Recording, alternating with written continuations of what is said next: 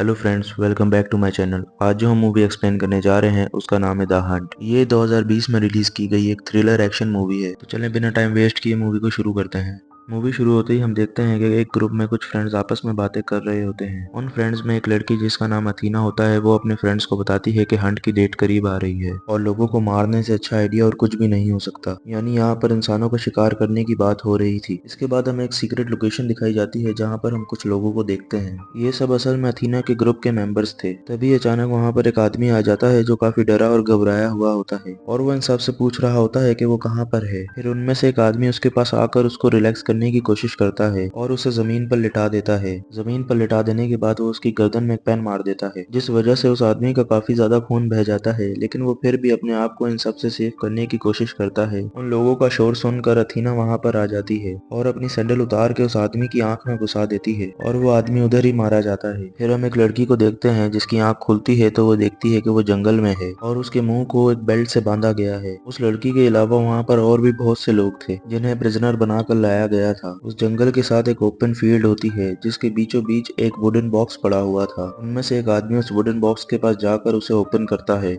जिसमें से एक छोटा सा पिग बाहर आता है। उस पिग के अलावा उस बॉक्स में काफी ज्यादा वेपन्स भी थे जिन्हें वो सब ले लेते हैं। उस लड़की को वहाँ पर एक की मिलती है जिसकी हेल्प से उन सब के मुंह पर लगे बेल्ट्स खुल जाते हैं, लेकिन फिर तभी अचानक से उन लोगों पर कोई फायरिंग करने लगता है और उस फायरिंग में सबसे पहले वो लड़की ही मरती है। वो फायरिंग्स कोई और नहीं बल्कि अथीना के ग्रुप के मेंबर्स ही कर रहे थे। फिर एक औरत वहाँ से भागने की कोशिश करती है लेकिन वो एक डिच में गिर जाती है। एक आदमी उस लेडी की हेल्प करने जाता है बट वो देखता है कि वो स्पाइक्स पर गिर गई है। फिर वो उस लेडी को बाहर निकालता है और वो दोनों जंगल की तरफ भागने लगते हैं, लेकिन भागते हुए उस आदमी का पैर एक लैंड माइन के ऊपर आ जाता है और वहाँ पर उसी वक्त ब्लास्ट हो जाता है। वो आदमी तो वहीं पर मर जाता है लेकिन वो लेडी फिर उस डिच में जाकर गिर जाती है। तभी एक दूसरा आदमी उस लेडी की हेल्प करने के लिए आता है। वो देखता है कि उस लेडी की हाफ बॉडी ही कट चुकी थी और उसकी हालत काफी खराब हो गई थी। फिर वो लेडी उस आदमी के हाथ से गन स्नैच करके अपने आप को शूट कर लेती है और वो आदमी वहाँ से जंगल की तरफ भाग जाता है। थोड़ा आगे जाने के बाद उस आदमी को वहाँ पर 3 लोग मिलते हैं। चारों के सामने वहाँ पर वायर्स की एक बाउंड्री आ जाती है। उनमें से 3 लोग तो उस बाउंड्री को आसानी से क्रॉस कर लेते हैं। अचानक ही उनके ऊपर पीछे से एरोस का अटैक हो जाता है जिस वजह से वो चौथा बंदा वहीं पर मारा जाता है। फिर वो तीनों सर्वाइवर्स एक शॉप में चले जाते हैं जहाँ पर वो एक ओल्ड मैन और एक लेडी से मिलते हैं। सर्वाइवर्स में से दोनों आदमी उन दोनों से पूछताछ करने लगते हैं, जैसे कि वो लोग कहाँ पर हैं और ये जगह कौन सी है। और जो फीमेल सर्वाइवर होती है वो वहाँ पर रखा हुआ फूड खा लेती है। उस फूड में पॉइजन होता है जिस वजह से वो फीमेल सर्वाइवर मर जाती है। फिर हम देखते हैं कि उन दोनों शॉपकीपर्स ने मास्क पहन लिया था और वो पूरी शॉप में पॉइजन गैस फैला देते हैं जिस वजह से वो दोनों सर्वाइवर्स भी मारे जाते हैं। यहाँ पर साफ जाहिर हो जाता है कि वो दोनों शॉपकीपर्स भी अथीना के साथ मिले हुए थे। फिर वो अपने स्टोर को क्लीन करने लगते हैं और सारी डेड बॉडीज छुपा देते हैं और वो अपने स्टोर को ऐसा बना देते हैं जैसे वहाँ पर कुछ ना हुआ हो। फिर वो अपने अगले शिकार के लिए तैयार हो जाते हैं। थोड़ी ही देर बाद वहाँ पर एक लड़की आती है जिसका नाम क्रिस्टल होता है और यही मूवी की मेन कैरेक्टर है। क्रिस्टल उन दोनों से पूछती है कि वो किस जगह पर है और वो उनसे एक सिगरेट भी परचेज करती है, लेकिन जब उसे वापस चेंज मिलती है तो उसे उन पर शक हो जाता है और फिर क्रिस्टल गन से उन दोनों को मार देती है। क्रिस्टल फिर शॉप से बाहर आकर वहाँ खड़े एक ट्रक का नंबर प्लेट रिमूव करती है और उस नंबर प्लेट के पीछे एक और नंबर प्लेट होती है जिससे उसको यकीन हो जाता है कि जो लोकेशन उसको बताई गई है वो गलत है। और उसे उस ट्रक के हैंडल पर लगी कुछ वायर्स भी दिखती हैं जो कि सीधा ट्रक के नीचे लगे बम से जाकर कनेक्ट होती हैं। मतलब अगर उसने ट्रक का दरवाजा खोलने की कोशिश भी की तो वो मारी जाएगी। फिर तभी वहाँ पर एक आदमी आता है जिसका नाम गैरी होता है और क्रिस्टल उसको ट्रक के पास जाने से रोकती है। फिर क्रिस्टल और गैरी वहाँ से निकलकर चले जाते हैं। फिर कुछ देर बाद उनके पास से एक ट्रेन गुजरती है।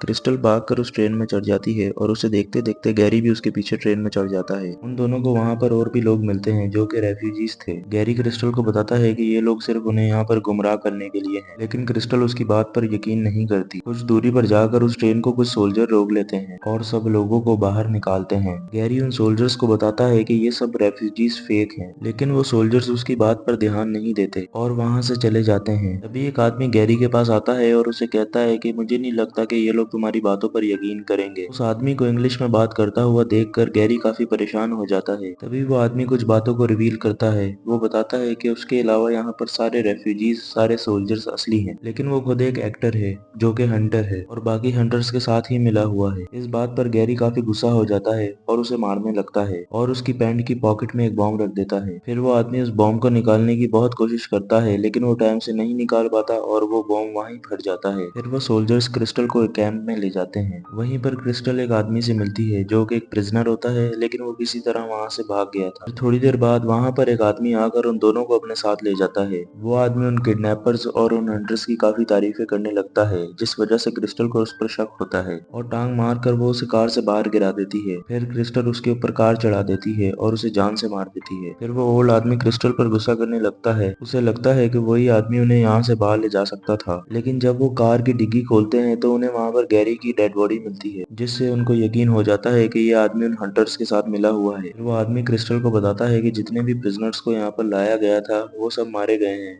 और अब वो दोनों ही जिंदा बचे हैं। फिर क्रिस्टल उसे कहती है कि जिन्होंने भी उसे यहाँ पर फंसाया है वो उन सबको मार देगी। इसके बाद जंगल के बीच में हम वही ग्राउंड देखते हैं जहाँ पर सारे प्रिजनर्स को लाया गया था, और इसके साथ ही हम वो सीक्रेट लोकेशन भी देखते हैं जहाँ से उन प्रिजनर्स के ऊपर फायरिंग की गई थी। उस जगह पर कुछ हंटर्स थे और उनके साथ ही उनका ट्रेनर भी था जिसने उन्हें हंटर बनाया, और इन सब हंटर्स की लीडर अथीना है। क्रिस्टल और वो ओल्ड आदमी वहाँ पर पहुंच जाते हैं और उन सब लोगों को डिस्ट्रैक्ट करने के लिए वो पहले वहाँ पर एक पिग का बच्चा भेजते हैं। फिर क्रिस्टल अंदर आती है और वो एक एक करके उन सारे हंटर्स को मार देती है, लेकिन उन हंटर्स का ट्रेनर जो कि जिंदा होता है वो क्रिस्टल पर अटैक कर देता है और उन दोनों की काफी फाइट होती है, लेकिन क्रिस्टल उसको मारने में कामयाब हो जाती है। और तभी वहाँ पड़े हुए एक फोन पर अथीना की कॉल आती है और वो क्रिस्टल को गुमराह करने के लिए उस ओल्ड आदमी को कहती है कि उसने अभी तक क्रिस्टल को मारा है कि नहीं। ये बात सुनकर क्रिस्टल को उस आदमी पर भी डाउट होने लगता है। क्रिस्टल बगैर कुछ सोचे समझे उस आदमी को भी मार देती है। फिर क्रिस्टल उस ट्रेनर के पास जाती है जो कि अभी जिंदा होता है और वो उससे अथीना की लोकेशन पूछती है।